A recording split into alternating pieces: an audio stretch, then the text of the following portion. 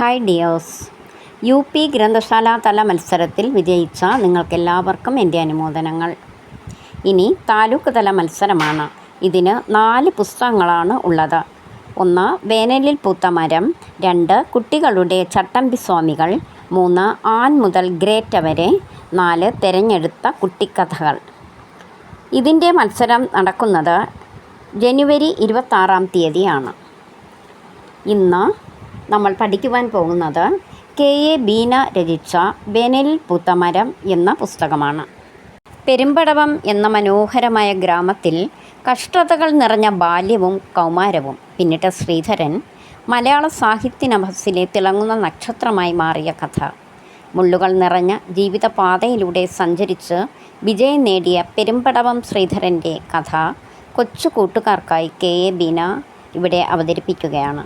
വിലയേറിയ ജീവിത പാഠങ്ങളാണ് കുട്ടികളായ നിങ്ങൾക്ക് ഇതിൽ നിന്ന് ലഭിക്കുന്നത്. പെരുമ്പടവം ശ്രീധരൻ്റെ ജീവിത കഥയിലേക്ക് പോകുന്നതിന് മുമ്പേ നമുക്ക് ഇതിൻ്റെ രചയിതാവായ KA ബീനയെക്കുറിച്ച് മനസ്സിലാക്കാം. പത്രപ്രവർത്തനത്തിലും ഇംഗ്ലീഷ് സാഹിത്യത്തിലും ബിരുദാനന്തര ബിരുദം നേടി. കേരള കൗമുദി, കലാകൗമുദി, വിമൻസ് മാഗസിൻ, ഗൃഹലക്ഷ്മി തുടങ്ങിയ പ്രസിദ്ധീകരണങ്ങളിൽ പ്രവർത്തിച്ചു. 1991 ഇന്ത്യൻ ഇൻഫർമേഷൻ സർവീസിൽ നിന്ന് directorate of advertising and visual publicity, press information ബ്യൂറോയുടെ തിരുവനന്തപുരം, ഗുവാഹത്തി ഓഫീസുകൾ എന്നിവിടങ്ങളിൽ പ്രവർത്തിച്ചിട്ടുണ്ട്. ആകാശവാണിയിലും ദൂരദർശനിലും ന്യൂസ് എഡിറ്ററായിരുന്നു. ഇപ്പോൾ എറണാകുളം ഫീൽഡ് പബ്ലിസിറ്റി ഡയറക്ടറേറ്റിൽ പ്രവർത്തിക്കുന്നു. ആനുകാലികങ്ങളിൽ കോളങ്ങളും കഥകളും ലേഖനങ്ങളും എഴുതുന്നു. സ്കൂൾ വിദ്യാർത്ഥിനിയായിരിക്കുമ്പോൾ നടത്തിയ റഷ്യൻ പര്യടനത്തെ ആസ്പദമാക്കി 1981 പ്രസിദ്ധീകരിച്ച ബീന കണ്ട റഷ്യ ആണ് ആദ്യ പുസ്തകം. അപ്പോൾ KA ബീനയുടെ ആദ്യ പുസ്തകം ഏതാണ്? 1981 റഷ്യൻ പര്യടനത്തെ ആസ്പദമാക്കി പ്രസിദ്ധീകരിച്ച ബീന കണ്ട റഷ്യ.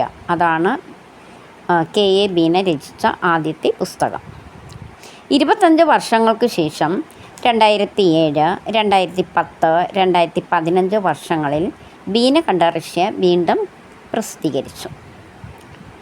ബ്രഹ്മപുത്രയിലെ വീട്, ചുവടുകൾ, നദി തിന്നുന്ന ദ്വീപ്, ബഷീർ എന്ന അനുഗ്രഹം, ബഷീറിൻ്റെ കത്തുകൾ, ചരിത്രത്തെ ചിറകിലേറ്റിയവർ, റേഡിയോ, കഥയും കലയും, കൗമാരം കടന്നു വരുന്നത്, ശീതനിദ്ര, അമ്മമാർ അറിയാത്തത്, അമ്മക്കുട്ടിയുടെ ലോകം, അമ്മക്കുട്ടിയുടെ സ്കൂളിൽ, അമ്മക്കുട്ടിയുടെ അത്ഭുതങ്ങൾ, പെരുമഴയത്ത് എന്നിവയാണ് പ്രധാന കൃതികൾ. ഇനി നമുക്ക് കൊച്ചു ശ്രീധരൻ, ഏറ്റവും വലിയ മലയാളത്തിലെ സാഹിത്യകാരനായ പെരുമ്പടവം ശ്രീധരനായി മാറിയ ആ കഥയിലേക്ക് പോകാം. പെരുമ്പടവം അരിയപ്പാനായിൽ നാരായണൻ ആയിരുന്നു ശ്രീധരൻ്റെ അച്ഛൻ. അമ്മ ലക്ഷ്മി, അനിയത്തി പങ്കജാക്ഷി. അവനേക്കാൾ 3 വയസ്സ് ഇളപ്പം. 1938 ഫെബ്രുവരി 12-നാണ് ശ്രീധരൻ ജനിച്ചത്. എറണാകുളം ജില്ലയിലെ മനോഹരമായ ഗ്രാമപ്രദേശമാണ് പെരുമ്പടവം. ഭൂമിയുടെ ഹൃദയം പോലെ എൻ്റെ ഗ്രാമം എന്ന് ശ്രീധരൻ ഗ്രാമത്തെക്കുറിച്ച് പറയുന്നത് അമ്മ വളരെ സ്നേഹത്തോടെ വിടർന്ന കണ്ണുകളോടെ കേട്ടിരിക്കും. അമ്മയ്ക്കെന്നും കഷ്ടപ്പാടുകൾ മാത്രമായിരുന്നു. ശ്രീധരന് 4 വയസ്സുള്ളപ്പോൾ അവൻ്റെ അച്ഛൻ മരിച്ചുപോയി. അച്ഛൻ്റെ അമ്മയുടെ വീട്ടിലായിരുന്നു പിന്നെ അവർ താമസിച്ചത്. ശ്രീധരനെയും അനിയത്തിയെയും വളർത്താൻ പെടാപ്പാട് പെട്ടെങ്കിലേ പറ്റൂ. ശ്രീധരന് അച്ഛൻ അവ്യക്തമായ ഒരു ഓർമ്മയാണ്. വെളുത്ത നിറം, പുറകിലേക്ക് ചീകി വെച്ച മുടി, പടിക്കെട്ട് കയറി വരുന്ന സുന്ദര രൂപം. അത് ഓർത്തെടുക്കാൻ വളരെയധികം പാടുപെടുന്നുണ്ട് ശ്രീധരൻ. അച്ഛൻ ലാളിക്കുന്നതോ അരികിൽ തന്നെ ഇരുത്തുന്നതോ ഓമനിക്കുന്നതോ ഒന്നും അവൻ്റെ ഓർമ്മയിലില്ല. അച്ഛനെ എല്ലാവരും ബഹുമാനിക്കുന്നത് അവന് ഓർമ്മിക്കാൻ കഴിയുന്നുണ്ട്. കൃഷിക്കാരനായ അച്ഛൻ ക്ഷേത്രങ്ങളിൽ ഭാഗവതം വായിക്കാൻ പോകുന്നത് അവൻ്റെ ഓർമ്മയിലുണ്ട്. അച്ഛൻ്റെ സ്വത്തായി വീട്ടിലുണ്ടായിരുന്നത് പുറംതാൾ കീറിപ്പോയ രാമായണവും ഭാഗവതവും ഒരു പലകപ്പെട്ടിയിൽ സൂക്ഷിച്ചു വച്ചിരുന്നു. അച്ഛൻ രോഗിയാവുന്നത് ശ്രീധരൻ്റെ ഓർമ്മകളിൽ ബാക്കിയുണ്ട്. ശരീരമാകെ നീര്, വ്രണങ്ങൾ, കഴുകിക്കളയുമ്പോൾ മുറ്റത്ത് പടരുന്ന ചോര, അമ്മയുടെ കരച്ചിൽ, അച്ഛനെ ബാധിച്ചിരിക്കുന്ന ക്യാൻസർ എന്ന രോഗത്തെക്കുറിച്ചുള്ള അറിവ് കൊച്ചു ശ്രീധരന് പേടിയുണ്ടാക്കി. അച്ഛന് അസുഖമായിരിക്കുന്ന ഒരു കാലത്ത് ഒരു രാത്രിയിൽ പെരുമ്പടവം കാവിലെ താലപ്പൊലി വന്നത് അവന് മറക്കാനാവില്ല. അവൻ്റെ അച്ഛന് വയ്യായികയാണെന്നറിഞ്ഞ് വെളിച്ചപ്പാട് വീടിനുള്ളിൽ കടന്നു വന്ന് അച്ഛൻ്റെ നെറ്റിയിൽ വാൾ മുട്ടിച്ച് കുറച്ചുനേരം നിന്ന് വീട്ടിന് വലം വെച്ച് ഇറങ്ങിപ്പോയി. അവൻ്റെ വീട് താലപ്പൊലിക്ക് വേണ്ടി താലം വയ്ക്കാത്ത ഏക വീടായി മാറി. അച്ഛന് സുഖമില്ലാത്തതിനാൽ അവന് അതോർത്തു സങ്കടം വന്നു. അധിക നേരം കഴിഞ്ഞില്ല, വെളിച്ചപ്പാട് കാവിൽ തിരിച്ചെത്തി. മരണം എന്തെന്ന് അവനറിയില്ലായിരുന്നു. അമ്മ അവനെ കെട്ടിപ്പിടിച്ച് പൊട്ടിക്കരഞ്ഞു. അച്ഛൻ പോയി മോനെ, നമുക്കിനി ആരുമില്ല. അച്ഛൻ ഇനിയില്ല. അവൻ മുറ്റത്തിറങ്ങി പറമ്പിലേക്ക് നടന്നു. അന്നു മുതൽ ശ്രീധരൻ ഏകാഗിയാവുകയായിരുന്നു. ശ്രീധരൻ്റെ അച്ഛൻ മരിക്കുമ്പോൾ അച്ഛന് 33 വയസ്സായിരുന്നു പ്രായം. അച്ഛൻ്റെ കൂട്ടുകാർ അച്ഛനെക്കുറിച്ച് പറയുന്ന കാര്യങ്ങൾ കേൾക്കാൻ ശ്രീധരന് വലിയ താല്പര്യമായിരുന്നു. അച്ഛൻ മരിച്ചതിന് ശേഷം അമ്മ കൂലിപ്പണിക്ക് പോയി. റേഷനരി കഞ്ഞി വെച്ച് അമ്മ ശ്രീധരനും പെങ്ങൾക്കും കൊടുക്കും. അച്ഛൻ മരിച്ചതോടെ വീട്ടുഭരണം കൊച്ചച്ഛനായി. പാവം ശ്രീധരനും അവൻ്റെ അമ്മയും പെങ്ങളും ഏതാണ്ട് അടിമകളെ പോലെയാണ് അവിടെ ജീവിച്ചത്. കൊച്ചു ശ്രീധരൻ്റെ ജീവിതത്തിലെ അനുഭവങ്ങൾ സ്വപ്നം കാണാൻ പാടില്ല എന്ന പാഠം അവനെ പഠിപ്പിച്ചു. അവനെപ്പോഴും ഒറ്റയ്ക്ക് നടന്നു. ശ്രീധരൻ ഒറ്റപ്പെടലിൻ്റെ ആഴങ്ങളിൽ മുങ്ങിത്താണു. അവൻ്റെ ലോകം അമ്മയായിരുന്നു. അമ്മ പറയുന്നതിനപ്പുറം ഒരു വാക്കവനുണ്ടായിരുന്നില്ല. ഏതു വിജയവും പരാജയവും പങ്കുവച്ചിരുന്നത് അമ്മയോടായിരുന്നു. പ്രൈമറി ക്ലാസ്സിൽ പഠിക്കുമ്പോഴാണ് ഓട്ട മത്സരത്തിൽ ശ്രീധരൻ ഒന്നാമതായി ഫിനിഷ് ചെയ്തുവെങ്കിലും ഒന്നാം സമ്മാനം കൊടുത്തത് രണ്ടാമതായി ഫിനിഷ് ചെയ്ത കുട്ടിക്കായിരുന്നു. ഇത് ശ്രീധരൻ്റെ കുഞ്ഞു മനസ്സിനെ വളരെയധികം നൊമ്പരപ്പെടുത്തുകയും നിരാശപ്പെടുത്തുകയും ചെയ്തു. അവൻ കരഞ്ഞുകൊണ്ട് അമ്മയുടെ അടുത്തെത്തി. അമ്മയെ ചാരി പൊട്ടിക്കരഞ്ഞു. ഒന്നാമതായി ഓടിയെത്തിയിട്ടും എനിക്ക് സമ്മാനം തന്നില്ല അമ്മേ. ഇത് പറഞ്ഞപ്പോൾ അമ്മ അവനെ ആശ്വസിപ്പിച്ചിട്ട് ഇപ്രകാരം പറഞ്ഞു: ഇനി എൻ്റെ മോൻ ആരോടും മത്സരിക്കാൻ പോകരുത്. അല്ലാതെ തന്നെ നിനക്കുള്ളത് നിനക്ക് കിട്ടും. ശ്രീധരന് ജീവിതം മുഴുവൻ പിന്തുടരാനുള്ള ഒരു ഉപദേശമായിരുന്നു അത്. നിനക്കുള്ളത് നിനക്ക് കിട്ടും എന്ന ആ ഉപദേശം. അമ്മ പറയുന്നതിനപ്പുറം അവനൊന്നുമില്ലായിരുന്നു.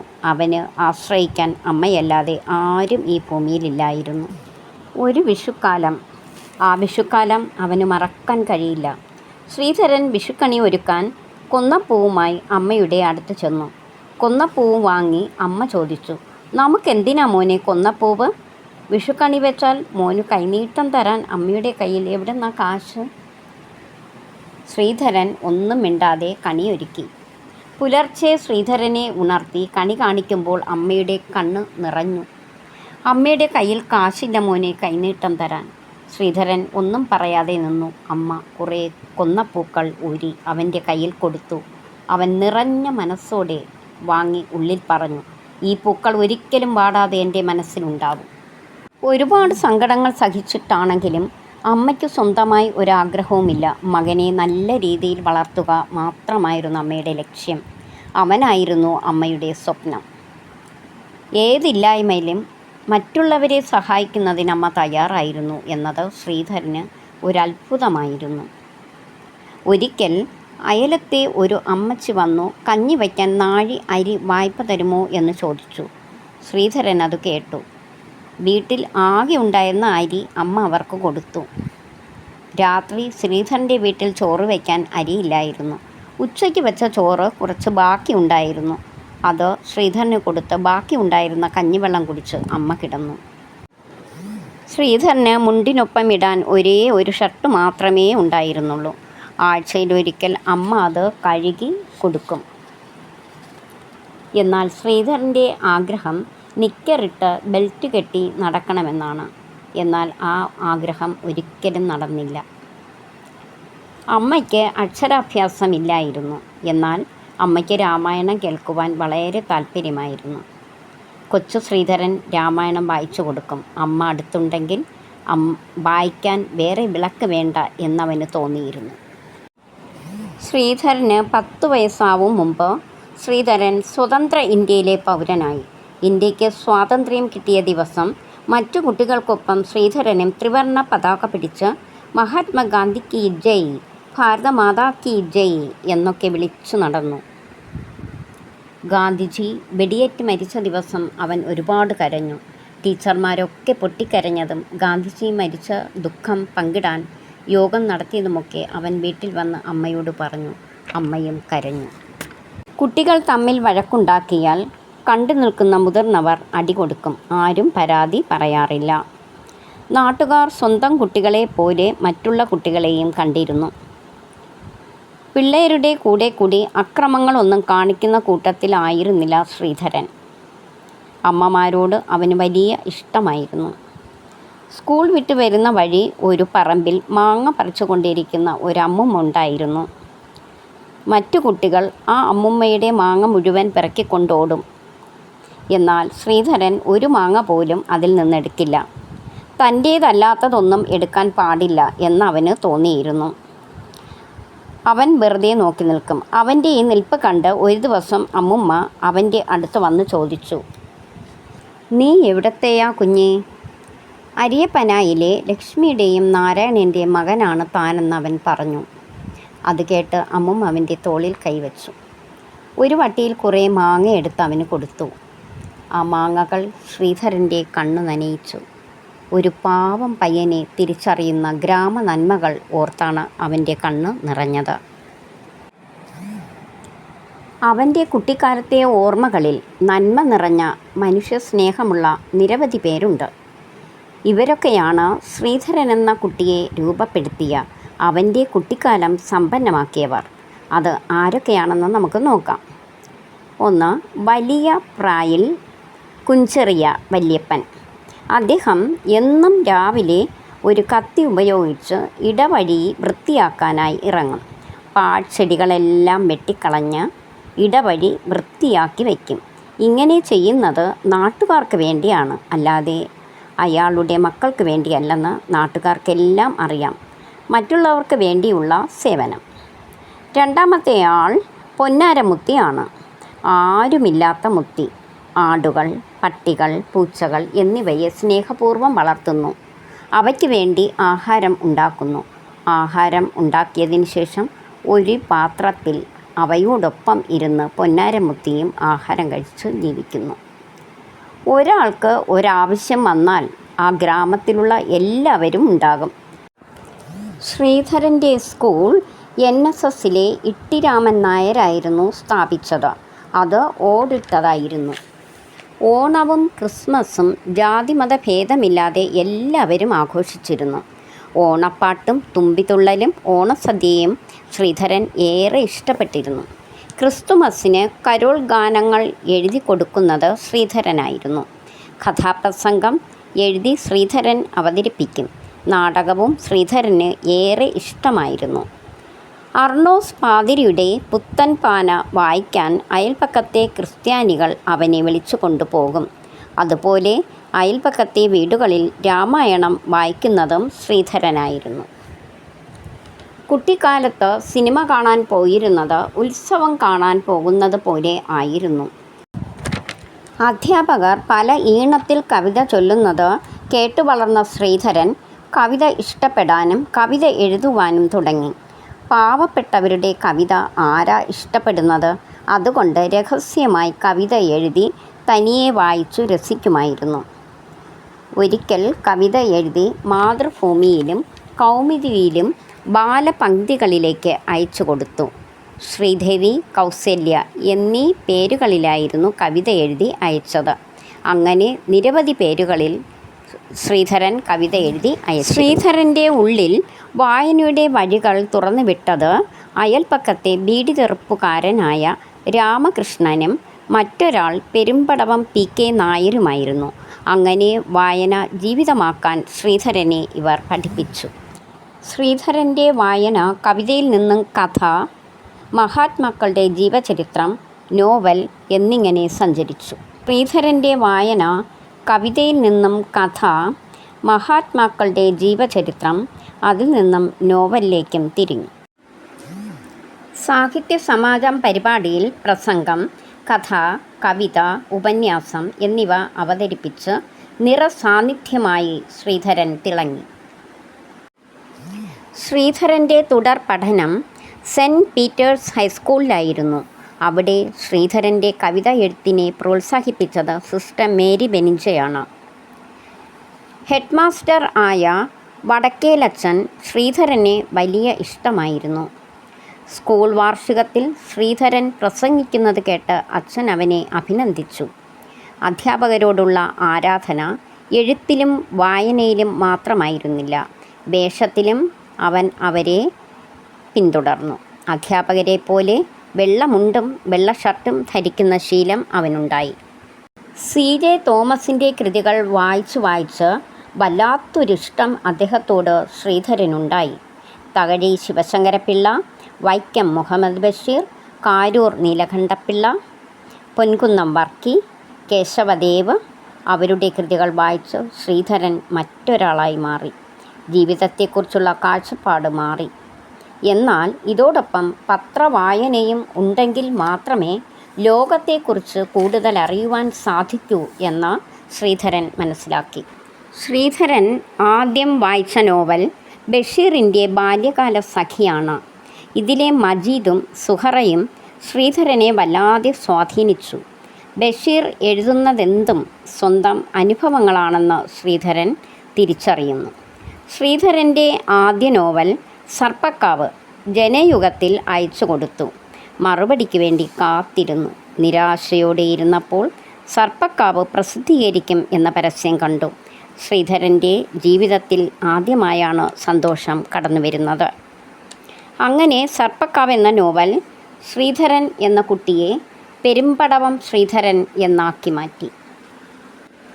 ഒരു വിഷുവിന് രാമമംഗലം ക്ഷേത്രത്തിൽ വെച്ച് ശ്രീധരൻ ഒരു പെൺകുട്ടിയെ കണ്ടുമുട്ടുന്നു. ശ്രീധരന് ആ കുട്ടിയെ ഇഷ്ടമായി. ലൈല എന്നായിരുന്നു അതിൻ്റെ പേര്. ശ്രീധരൻ ആ പെൺകുട്ടിയെ വിവാഹം കഴിച്ചു. ശ്രീധരൻ കുടുംബസമേതം തിരുവനന്തപുരത്ത് താമസം ആരംഭിച്ചു. അവിടെ വെച്ച് കർമ്മഭൂമി ആഴ്ചപ്പതിപ്പിൽ സഹപത്രാധിപരായി ജോലിക്ക് ചേർന്നു. കലകളുടെയും സംസ്കാരത്തിൻ്റെയും സാഹിത്യത്തിൻ്റെയും രാജധാനിയായ അനന്തപുരിക്ക് ഗ്രാമത്തിൻ്റെ വിശുദ്ധിയുള്ളതായി ശ്രീധരൻ തിരിച്ചറിഞ്ഞു. മറ്റുള്ളവരെ ആകർഷിക്കുന്ന എന്തോ ഒന്ന് തിരുവനന്തപുരത്തിന് ഉള്ളതായി തോന്നി. പാവപ്പെട്ടവർക്കും പണക്കാർക്കും ജീവിക്കാൻ ഇടമുള്ള നഗരത്തെ മലയാളത്തിൻ്റെ സംസ്കാരം പൂത്തുകിടക്കുന്ന സ്വർണ്ണപ്പാടമായി ശ്രീധരൻ കരുതി. ഇതെല്ലാമായിരുന്നു തിരുവനന്തപുരത്തെക്കുറിച്ചുള്ള ശ്രീധരൻ്റെ കാഴ്ചപ്പാട്. ലൈല അഭയം നോവൽ പകർത്തി എഴുതി കേരള ശബ്ദം വാരിക നടത്തുന്ന മത്സരത്തിന് അയച്ചു കൊടുത്തു. 1964 കേരള ശബ്ദം നോവൽ മത്സരത്തിൽ 1ാം സ്ഥാനം പെരുമ്പടവം ശ്രീധരൻ്റെ അഭയത്തിനാണ്. അഭിനന്ദനം അറിയിച്ചുകൊണ്ട് അവിടെ നിന്ന് കത്ത് വന്നു. അവാർഡ് തുകയായ 1000 രൂപ കൊല്ലത്ത് ചെന്ന കൃഷ്ണസ്വാമി റെഡ്ഡിയാറിൽ നിന്ന് ഏറ്റുവാങ്ങി. അഭയം കുങ്കുമം വാരികയിൽ പ്രസിദ്ധീകരിച്ചു. പ്രസിദ്ധീകരണ വേളയിൽ ബഷീർ എഴുതിയ ഒരു കത്ത് കുങ്കുമത്തിൽ പ്രസിദ്ധീകരിച്ചു. അഭയം പ്രസിദ്ധീകരിക്കുന്നത് കാരണം ചുറ്റുമുള്ള ലലനാമണികൾ കുങ്കുമം തരുന്നില്ല. 5 കോപ്പികൾ ഉടനെ അയക്കണം. ബഷീറിനു നന്ദി പറഞ്ഞാണ് KS ചന്ദ്രൻ ആ കത്ത് കുങ്കുമത്തിൽ പ്രസിദ്ധീകരിച്ചത്. ബഷീറിൻ്റെ ശബ്ദങ്ങൾ ശ്രീധരൻ്റെ ഉള്ളിൽ നിറഞ്ഞു നിന്നു. മലയാളത്തിൽ ആദ്യമായി ഡ്യുവൽ പേഴ്സണാലിറ്റി അഥവാ ദ്വന്ദ്വ വ്യക്തിത്വം അവതരിപ്പിച്ചത് ബഷീറായിരുന്നു. മലയാളനാട് വാരികയിൽ കുറച്ചുനാൾ ശ്രീധരൻ പത്രാധിപരായി ജോലി ചെയ്തു. മലയാളത്തിൽ എഴുത്തുകൊണ്ട് മാത്രം ജീവിക്കുക അസാധ്യമാണെന്ന് ശ്രീധരന് അറിയാമായിരുന്നു. പക്ഷേ തൻ്റെ ജീവിതം എഴുത്തും വായനയും മാത്രമാണെന്ന് ചെറുപ്പത്തിലെ തിരിച്ചറിഞ്ഞ് ശ്രീധരൻ ഒരു തപസ് പോലെ അത് പിന്തുടർന്ന് ജീവിക്കുകയായിരുന്നു. ദാരിദ്ര്യം ഞെരിച്ച് പൊടിക്കുമ്പോഴും കഷ്ടപ്പാടുകളിൽ ശ്രീധരൻ ആരോടും പരാതിപ്പെട്ടില്ല. ലൈല ശ്രീധരനോട് പരാതി പറഞ്ഞിട്ടുമില്ല. ഇല്ലായ്മയിലൂടെ ജീവിതം മുന്നോട്ട് കൊണ്ടുപോകാൻ അവരുടെ ഇടയിലെ സ്നേഹത്തിനും വിശ്വാസത്തിനും കഴിഞ്ഞിരുന്നു.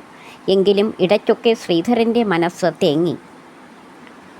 ഒരു ദിവസം കുറ്റിപ്പുഴ പറഞ്ഞു, ശ്രീധരൻ്റെ നോവൽ നന്നായിരിക്കുന്നു.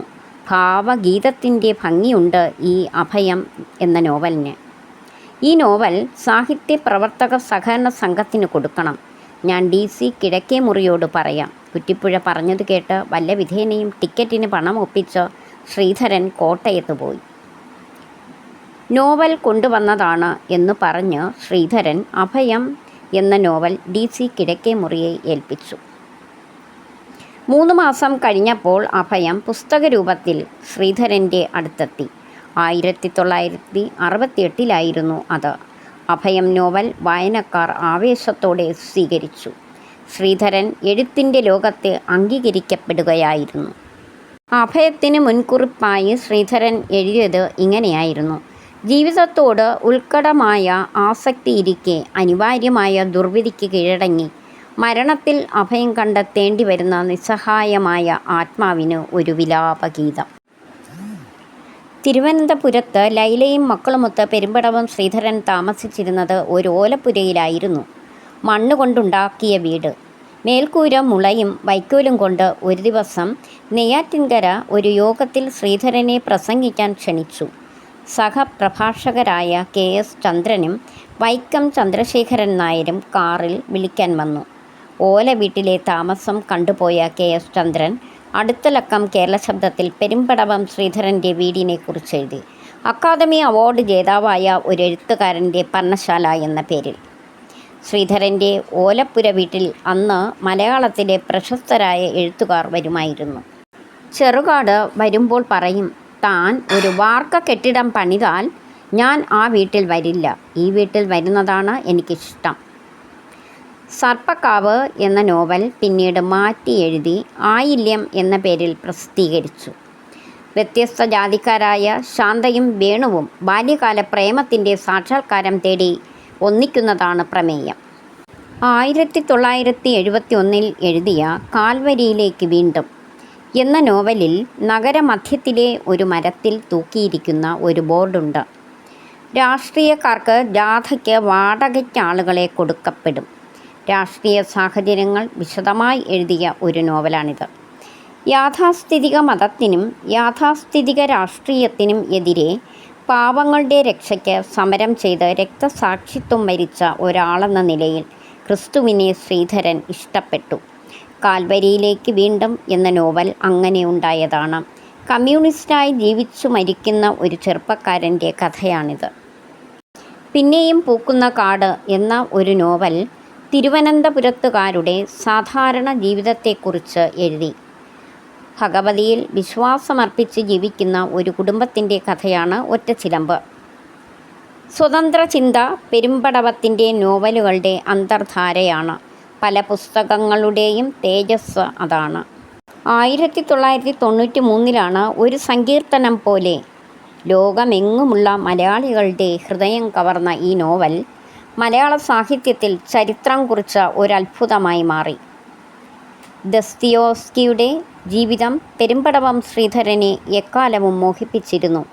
ഇങ്ങനെ ഒരു മനുഷ്യനോ എന്ന് അത്ഭുതത്തോടെ ശ്രീധരൻ നോക്കിക്കണ്ടു. ഭ്രാന്താലയത്തിലെ ഷേക്സ്പിയർ എന്ന ലെനിൻ ദസ്തയേവ്സ്കിയെക്കുറിച്ച് പറഞ്ഞത് പെരുമ്പടവം ശ്രീധരനെ ചിന്തിപ്പിച്ചു.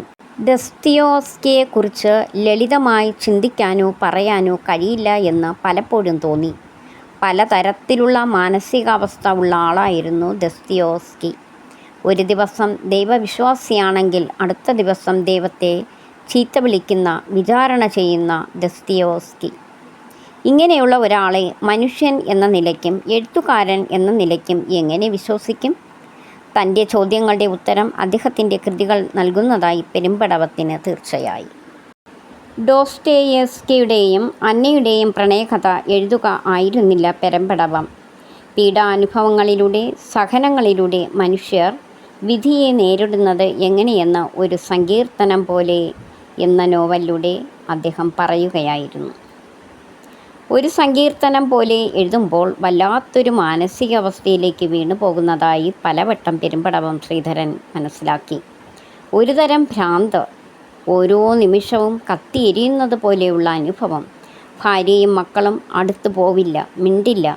തോരാതെ പെയ്യുന്ന പെരുമഴയിൽ മനസ്സിലെ പച്ചക്കാടുകൾ കത്തുന്നത് പോലെയായുള്ള അനുഭവം. 7 വർഷത്തെ തപസ്സിനും ധ്യാനത്തിനും ശേഷമാണ് പെരുമ്പടവം ശ്രീധരൻ ഒരു സങ്കീർത്തനം പോലെ എഴുതിയത്. 3 മാസം കൊണ്ടാണ് നോവൽ എഴുതി പൂർത്തിയാക്കിയത്. ഇത്രയധികം പൊറുതികേടുണ്ടായ മറ്റൊരു കാലം ഇല്ല എന്ന് പെരുമ്പടവം ശ്രീധരൻ ഓർക്കുന്നു. ദസ്തയേവ്സ്കിയെ അവതരിപ്പിക്കാൻ ശ്രമിക്കുമ്പോഴൊക്കെ തട്ടിത്തടഞ്ഞ് വീണുപോയി. പലപ്പോഴും എഴുത്തു നിന്നുപോയി. ഒഴുക്കില്ലാത്തതുപോലെ ദസ്തയേവ്സ്കിയെ ഹൃദയത്തിൽ തട്ടുന്നതുപോലെ അവതരിപ്പിക്കാൻ പറ്റുന്നില്ല.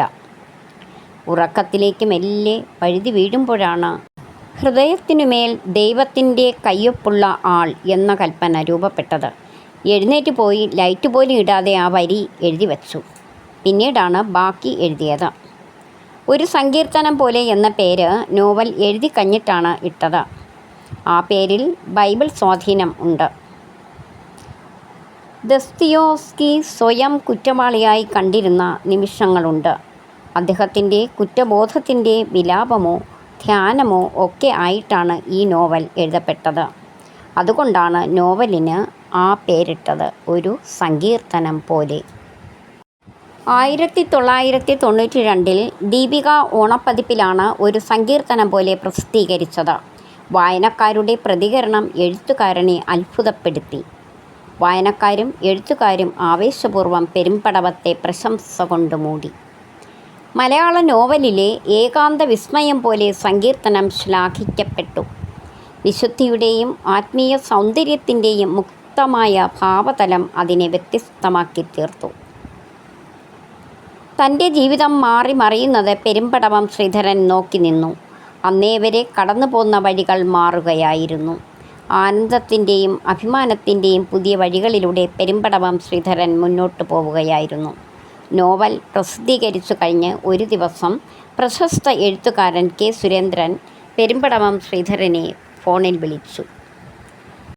"നമുക്കിന്ന് നടക്കാൻ പോകാം." ശ്രീധരൻ പറഞ്ഞു, "പോകാം." ഞാൻ ശ്രീധരൻ്റെ നോവൽ ഒരു സങ്കീർത്തനം പോലെ വായിച്ചു. It is A great work. ഓരോ സന്ദർഭവും ഹൃദ്യം. ഭാഷ സൗന്ദര്യാനുഭവമായി തീരുന്ന എഴുത്ത്. ദസ്തയേവ്സ്കിയുടെ കഥ എന്ന മനോഹരമായ പുസ്തകമെഴുതിയ കെ. സുരേന്ദ്രൻ പറയുന്നത് കേട്ട് പെരുമ്പടവം ശ്രീധരൻ സ്തബ്ധനായി. അന്നു രാത്രി പെരുമ്പടവം ശ്രീധരൻ ഉറങ്ങിയില്ല. കെ. സുരേന്ദ്രൻ ഹൃദയം തുറന്നു സംസാരിക്കുകയായിരുന്നു. ആ മനസ്സിൽ താൻ ഇത്ര നാളുള്ള ആളല്ല ഇപ്പോഴെന്ന് പെരുമ്പടവം ശ്രീധരൻ തിരിച്ചറിഞ്ഞു. മലയാറ്റൂർ രാമകൃഷ്ണൻ, ജി. വിവേകാനന്ദൻ, എൻ. മോഹനൻ, അങ്ങനെ നിരവധി പേർ തുടർന്നുള്ള ദിവസങ്ങളിൽ വിളിച്ച് അനുമോദനമറിയിച്ചു. സാക്ഷാൽ എം.ടി. വാസുദേവൻ നായർ പുസ്തകത്തെ പ്രകീർത്തിച്ചപ്പോൾ ശ്രീധരൻ്റെ മനസ്സു നിറഞ്ഞു. എം.ടി. പെരുമ്പടവത്തോട് പറഞ്ഞു, "കത്തെഴുതി അയക്കുന്ന ശീലം എനിക്കില്ല. ശ്രീധരൻ്റെ നോവൽ വായിച്ചു. മനോഹരമായിരിക്കുന്നു. ഭാഷ സൗന്ദര്യ അനുഭവമായി തീരുന്ന ഭംഗി അതിനുണ്ട്." പെരുമ്പടവത്തിൻ്റെ സുഹൃത്തും വായനക്കാരനുമായ ആശ്രാമം ഭാസിയാണ് ഒരു സങ്കീർത്തനം പോലെ പ്രസിദ്ധീകരിച്ചത്. 4 ലക്ഷത്തോളം കോപ്പികൾ 2021 മാർച്ച് വരെ വിറ്റുപോയി. പല ഭാഷകളിലായി. അറബി, ഈജിപ്ഷ്യൻ, ടർക്കിഷ്, ഇംഗ്ലീഷ്, ജർമ്മൻ തുടങ്ങിയ വിദേശ ഭാഷകളിലും തമിഴ്, തെലുങ്ക്, കന്നഡ, ആസാമീസ്, ഗുജറാത്തി തുടങ്ങിയ ഇന്ത്യൻ ഭാഷകളിലും തർജ്ജമകൾ വന്നു.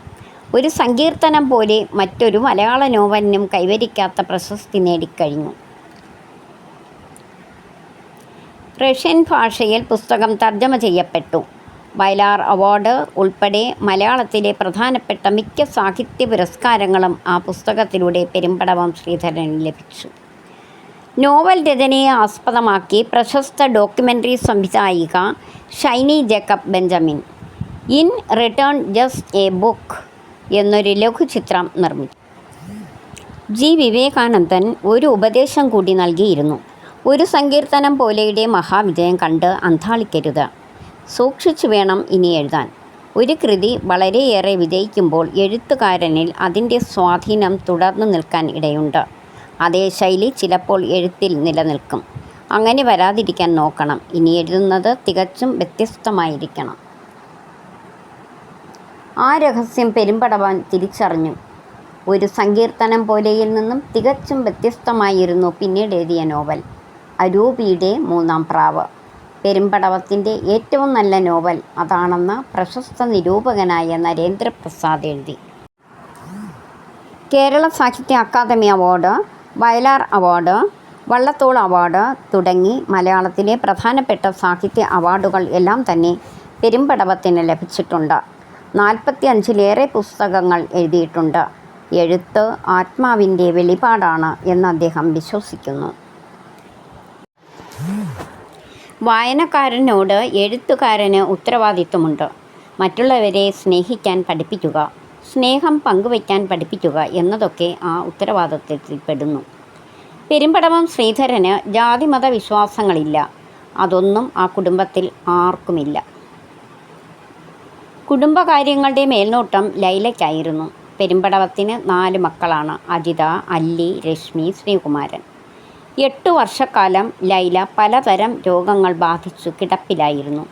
ആ കാലമത്രയും പെരുമ്പടവം ഒപ്പം നിന്ന് ശുശ്രൂഷിച്ചു. ലൈലയുടെ വേർപാട് പെരുമ്പടവത്തെ തളർത്തിക്കളഞ്ഞു. സ്വതേ ഏകാകിയും ഒറ്റപ്പെട്ടവനുമായി ജീവിച്ച പെരുമ്പടവം അപ്പോൾ തീർത്തും ഒറ്റപ്പെട്ടു. ജീവിതത്തിൽ ചെയ്ത ഏറ്റവും നല്ല കാര്യം രോഗാവസ്ഥയിലായിരുന്ന ലൈലയെ 8 വർഷത്തോളം ശുശ്രൂഷിച്ചതാണ് എന്ന് പെരുമ്പടവം വിശ്വസിക്കുന്നു. ഏകാകി, ഒറ്റപ്പെട്ടവൻ, അനാഥൻ എന്നൊക്കെ എക്കാലവും പെരുമ്പടവം തന്നെക്കുറിച്ച് വിശ്വസിച്ചിരുന്നു. അപ്പോഴും വായനക്കാരുടെ സ്നേഹവിശ്വാസങ്ങളിൽ ഒരു രാജകുമാരനെപ്പോലെയാണ് താൻ ജീവിക്കുന്നതെന്ന് അദ്ദേഹം തിരിച്ചറിയുകയും ചെയ്യുന്നു. ഇതോടെ ഇന്നത്തെ ക്ലാസ് ഇവിടെ അവസാനിക്കുന്നു. അടുത്ത ക്ലാസ്സിൽ ഇതിലെ ക്വസ്റ്റ്യൻ ആൻസേഴ്സ് നോക്കാം. Okay dears.